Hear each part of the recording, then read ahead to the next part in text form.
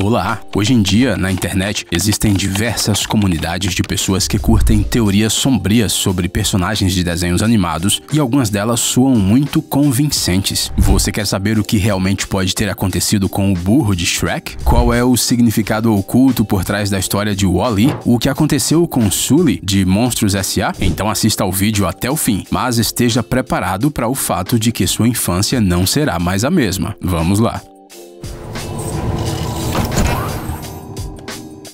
A Pixar e a Disney adoram deixar easter eggs em seus filmes, e não só para os filmes que já foram feitos, mas também para aqueles que ainda não foram lançados. E aqui está uma teoria interessante que foi trazida à tona pelos espectadores mais atentos de Soul, um dos mais recentes sucessos de bilheteria do estúdio. Bem no final, a personagem 22 finalmente encontra sua faísca e vai parar no mundo humano. E vemos que ela voa em direção à China. E a trama do projeto mais recente e ainda não lançado da Pixar, Red Crescer é uma Fera, acontece justamente lá. Será que a personagem principal é a 22? Vamos descobrir no próximo ano.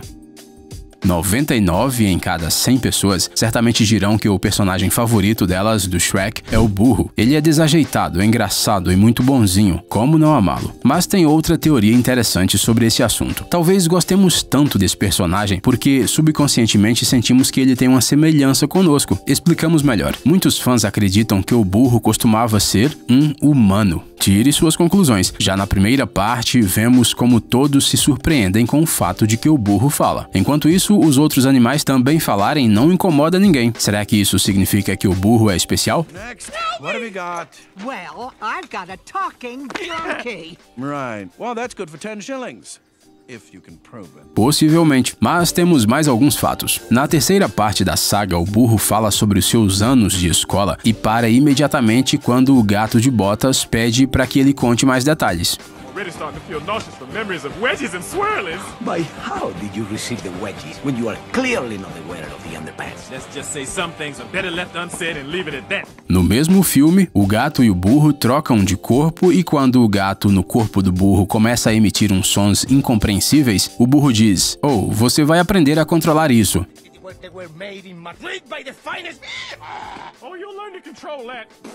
E para sobremesa temos o fato de que a história de Pinóquio é, em certo sentido, parte do universo do Shrek. Nela, meninos travessos foram transformados em burros e forçados a trabalhar. Tem algo estranho nisso, né? Você notou como sempre pensamos que a trama dos filmes se passa no mundo moderno, a menos que os personagens digam claramente o contrário? Mas o engraçado é que, na verdade, nem sempre esse é o caso, especialmente em desenhos animados. Veja a saga dos Incríveis, por exemplo. Temos a impressão de que a tecnologia moderna, aqueles dispositivos interessantes e as habilidades incríveis só podem existir no século XXI, certo? Mas os espectadores atentos olharam com mais cuidado e perceberam que, na verdade, a trama se passa lá pelos anos 60. Daí que vem as coisas antiquadas, como telefones com fio e carros retrô, aos quais, por algum motivo, ninguém prestou atenção. Há até um momento no desenho em que o personagem principal lê um jornal com uma data reveladora, 16 de maio de 1962. Será que existe no Toy Story algum personagem que seja mais irritante do que o sádico adolescente Sid? Dificilmente. Esse cara é tão sem alma e cruel que é simplesmente impossível sentir empatia por ele. Então, quando o público viu a continuação nada invejável do seu destino na terceira parte da saga, muitos deram um suspiro de alívio. Como assim, você não viu? Sim, aqui está o Sid. Ele trabalha como lixeiro e ainda usa a mesma camiseta da infância. É claro que não podemos afirmar nada, mas muitos gostariam muito de acreditar que foi assim que a coisa se desenrolou.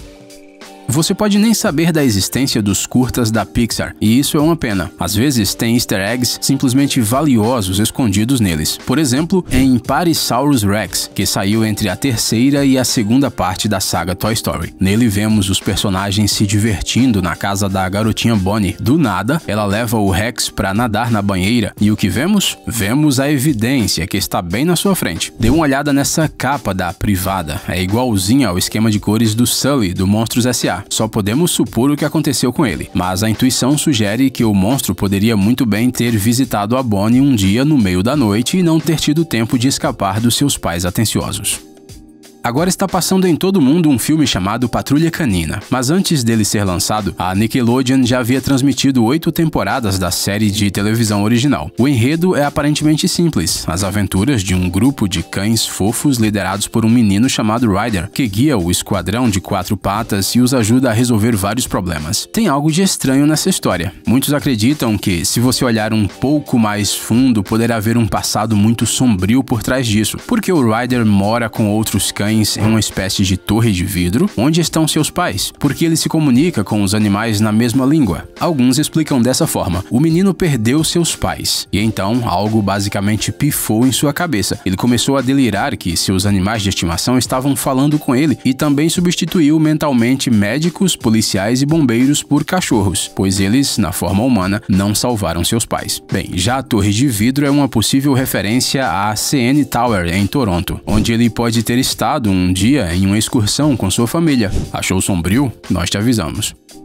Os criadores de WALL-E nos mostraram o amor de uma forma que nunca vimos antes. Não vimos? Se você pensar bem, essa história não lembra outra, muito mais antiga? Bem, o negócio é que muitos fãs acreditam seriamente que o roteiro de WALL-E é uma releitura da passagem bíblica de Adão e Eva. O primeiro sinal é o nome da amada de WALL-E.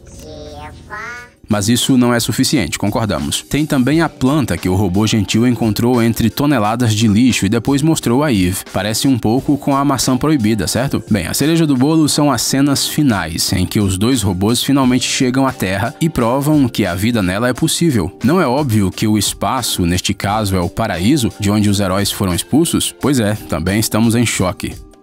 O que Toy Story e Monstros S.A. têm em comum? O fato que foram feitos pela Pixar? Sim, mas é tudo um pouco mais confuso. Dê uma olhada melhor no quarto de Andy Davis, o dono do Cowboy Woody, do Buzz Lightyear e dos outros personagens que amamos tanto. Você não sente um déjà vu? Tá bom então, continue olhando. Aqui temos o principal antagonista de Monstros S.A., o Randall, praticando a mudança de cores para combinar com o papel de parede de quartos de crianças diferentes. E o que vemos? Isso mesmo, o mesmo papel de parede azul com nuvens. Talvez, é claro, a resposta esteja na escassa variedade das lojas de material para construção, mas é pouco provável que os roteiristas da Pixar tenham deixado uma referência tão óbvia no enredo por acaso. Procurando Nemo é considerado por muitos fãs da Pixar o filme mais triste do estúdio. Sim, por causa do Marlin, que tenta desesperadamente encontrar seu próprio filho, mas por um motivo um pouco diferente. O que acontece é que toda a história da busca pode muito bem ser fruto da fantasia de um pai de luto pelo próprio filho. E se o Nemo já estivesse morto desde o início, quando a barracuda entrou na casa da família de peixes palhaço? Primeiro, Nemo significa ninguém em latim. E isso não é tudo. Se você acompanhar de perto a dinâmica do personagem de Marlin, poderá ver claramente como ele vive todos os 5 estágios do luto: negação, raiva, barganha, depressão e aceitação. Bem, já os personagens secundários no caminho ajudam o Marlin a entender que ele não é o culpado pela morte de seu próprio filho.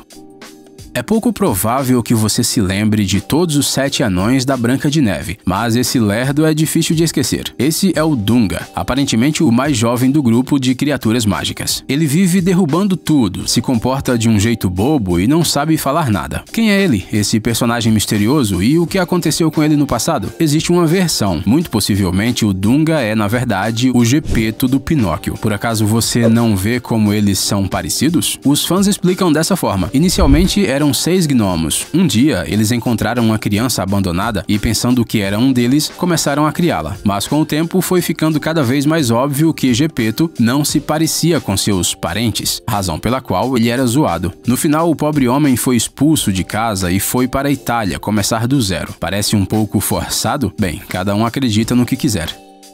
Voltemos à teoria mais importante de que todos os filmes da Disney e da Pixar estão relacionados entre si. Achamos que você ainda não ouviu falar desse tópico da trama. Saltemos rapidamente para o universo Frozen, para a cena da coroação da Elsa. Quantos convidados! E acredite, você conhece alguns deles muito bem. Aqui estão eles, a Rapunzel e seu noivo Flynn Rider. Mas como o casal veio parar aqui? Qual a relação deles com as irmãs princesas? A interpretação mais maluca é que Rapunzel e Elsa são gêmeas, e que as protagonistas de Frozen não são irmãs. Tudo se encaixa. Ambas são meninas, canhotas. Pois é, os fãs não tiveram preguiça de conferir até isso. Loiras naturais e donas de habilidades mágicas. Ou seja, há muito no que pensar.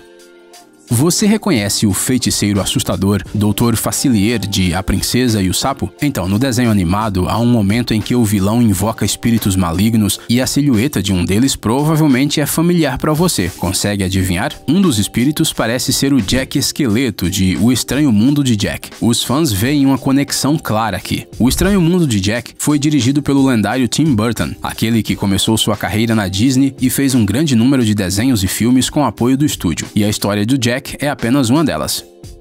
E se a história do Megamente e do Metro Man não for sobre o confronto entre o bem e o mal, mas sobre a astúcia de uns políticos? Nesse ponto, você provavelmente dirá que enlouquecemos completamente, mas apenas ouça. Porque absolutamente ninguém se questionou no momento em que uma criança pequena foi parar em uma prisão com um bando de criminosos dentro. Outra coisa estranha, os dois personagens lembram em detalhes como chegaram na Terra, embora fossem muito pequenos. Será porque ambos foram simplesmente convencidos a acreditar em uma certa cadeia de eventos? Bem, isso sem mencionar o fato de que o Metro Man, por uma coincidência incrível, foi para uma escola localizada em frente à prisão e estudou lado a lado com o Megamente. Ou seja, tudo isso nos faz pensar que as vidas de ambos os personagens bem poderiam ter sido planejadas pelas autoridades de Metro City do início ao fim. Megamente foi criado para equilibrar o mundo e o colocaram contra o Metro Man de propósito. Ao longo de todo o desenho ouvimos sobre como o bem e o mal não podem existir um sem o outro. Mais tarde, quando o Metro Man simula sua morte e foge, vemos ao que isso leva e por que sua força irreprimível precisa ser controlada. Ei, pare de ser preguiçoso, é hora de recarregar seu cérebro. Bem-vindo ao canal Brain Time. Acontecimentos incríveis do passado, presente e até mesmo do futuro. Revoltas da natureza e animais incríveis, fatos chocantes e mistérios não resolvidos. Aqui você encontrará tudo isso e muito mais. Inscreva-se, você não vai se arrepender.